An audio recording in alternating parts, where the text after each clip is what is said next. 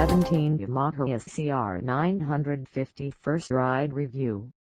The SCR950 is the second Yamaha press intro this year, offering a restylized version of an existing model, the first one being the XSR900 launched a few months ago and reviewed here. With the XSR, Yamaha took the laudable FZ09, dressed it in vintage 70s attire, and upgraded the bike's performance with better suspension and some ironically modern electronics. For the SCR, Yamaha took the popular Bolt model, stirred in some select features from the C-Spec, added a seamless tank, reimagined it as a scrambler, and, voila, another trace chic neo retro from circa 1977. Yamaha's disco-era trend began 2 years ago with the introduction of the SR400 First Ride Review, and the SCR950 continues that trend. Ironically, if you look at Yamaha's promotional video for the SCR, none of the riders featured were actually alive during the era that they remember when riding meant fun, friends, and adventure. Welcome back. Tagline refers to. That being said, this marketing approach shows that Yamaha is aiming for the same youth market that the Ducati Scrambler and the Triumph Street Twin have in their sights. The focus on friendliness, fun, adventure, and customization, all at an approachable price, rather than outright performance, is one of the hallmarks of this market. A quick look at the SCR950 makes it obvious that the Bolt has gone all scrambler on us. But what exactly has changed? Perhaps even more importantly, what hasn't?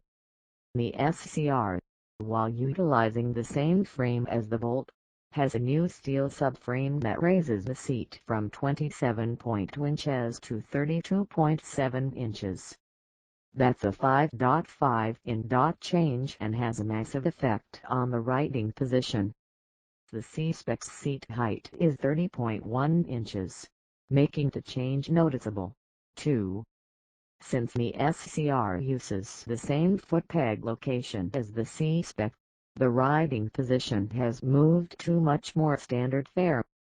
Couple that with a high, wide, steel off-road style handlebar, and the rider is in a comfortably upright position. Additionally, the peg and bar relationship is perfect for standing while on rough pavement or in the dirt. The wheels are now spoked with aluminum rims and shod with Bridgestone trail wing block pattern tires for pavement and light off-road duty. While the front hood retains its 19-inch diameter, the rear grows to 17 inches. The 1-inch increase from the Bolt. This is important for two reasons. First, because the rear suspension is unchanged, the SCR's new rear wheel and tire raise the back of the bike by 0.4 inches once the tire sizes are factored. In addition to providing a tad more clearance, the larger rear wheel steepens the SCR's rake to 28.4 degrees from the Bolt's 29.0 degrees while keeping the trail the same 5.1 inches. Second, the narrower profile of the SCR's rear tire combines with the new rake to make it steer a little quicker. The engine is mechanically the same as the Bolt and the C-Spec, incorporating the 942cc 60-degree V-twin engine that saw its genesis in the V-Star 950. As such, the pistons are forged aluminum sliding inside ceramic composite cylinder liners for better cooling and durability. Roller rocker arms reduce frictional losses in the valve train and assist the SCR in achieving a claimed 51 miles per gallon. The pair of 35mm side draft Mikuni throttle bodies feed those cylinders, with each throttle body getting its own butterfly valve and injector for optimal performance. The closed-loop EFI feeding the engine has been revised to account for the flow characteristics of the slightly upswept exhaust. With such minimal changes to the power plant, the character and output are immediately familiar.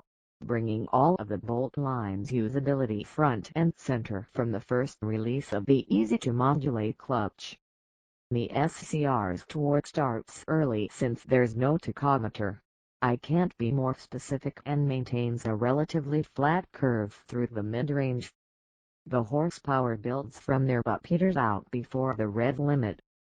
This works nicely with the backroad exploring portion of the SCR's job description when navigating remote, narrow, goat path-like roads.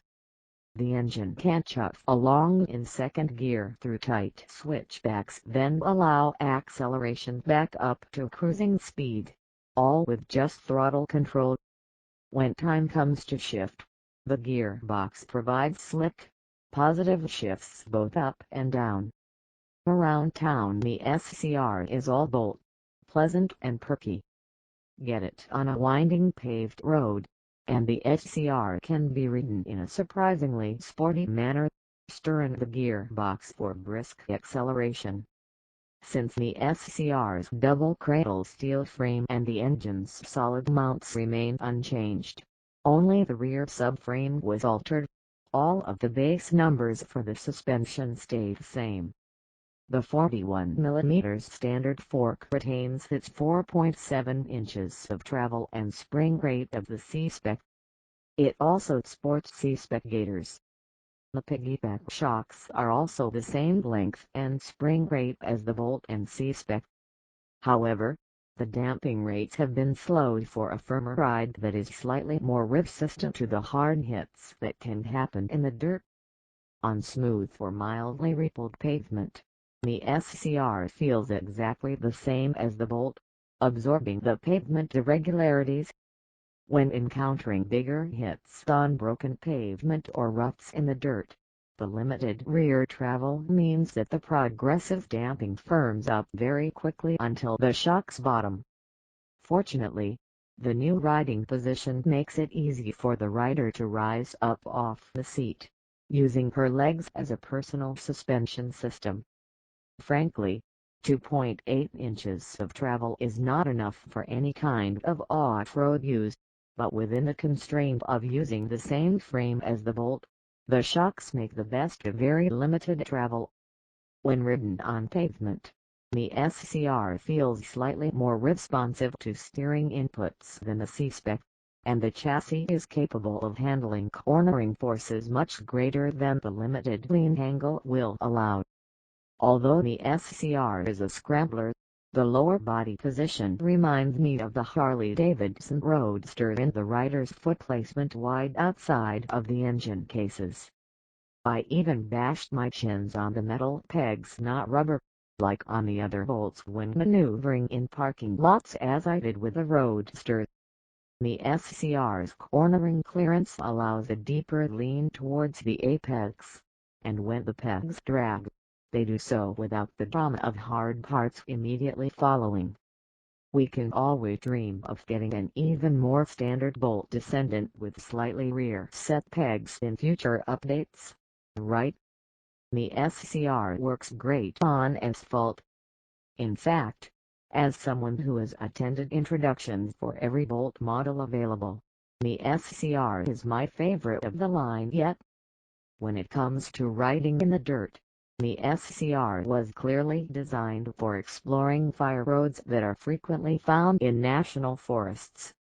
These are usually well graded with only occasional serious bumps and ruts caused by erosion.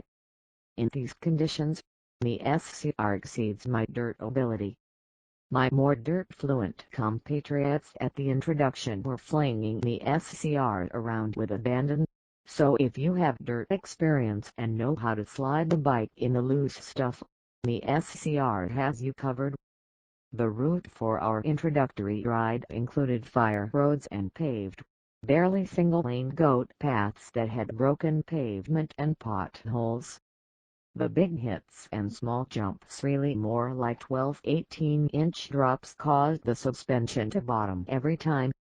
Heating over bumps like this from the other direction resulted in the back end kicking up if taken too aggressively, as one would expect with only 2.8 inches of rear travel. Still, The SCR would have gotten me to every off-the-beaten-path place I camped on my cross-country adventure with my first motorcycle, and several others I decided not to continue down because my sporty street tires weren't up to the task. Since, at that time, I was the age Yamaha is currently pursuing, I'd say that the engineers hit their mark with the SCR. After a day in the saddle on a lead ride through some of the prettiest and twistiest tarmac that San Diego County has to offer, my only complaints about the SCR other than my plaintive request for more cornering clearance are with the wooden brakes. Yes, they stop just fine, but a little more feedback would be nice, and the lightly padded bench seat, while its narrow, flat shape allows for an easy reach to the ground and room to move around to ease but discomfort, the bench seat doesn't need to feel like a wooden bench. When taken off-road, the SCR performs admirably, as long as one keeps in mind its suspension limitations. The SCR is a worthy entry into this market, giving riders looking for a friendly, capable motorcycle. The 2017 Yamaha SCR950 will retail for $8,699 in either charcoal silver or rapid red and is in dealerships now. For comparison, the Ducati Scrambler starts at $7,995, with the more applicable version being the Urban Enduro with dual sport tires and other off-road features for $10,495. While the Triumph Street Twin starts at $8,700 with a Scrambler Inspiration Kit available. Perhaps we can put together another Scrambler Slam and include the new/updated players. Thank you for watching this video. Southeast you next time. Bye bye.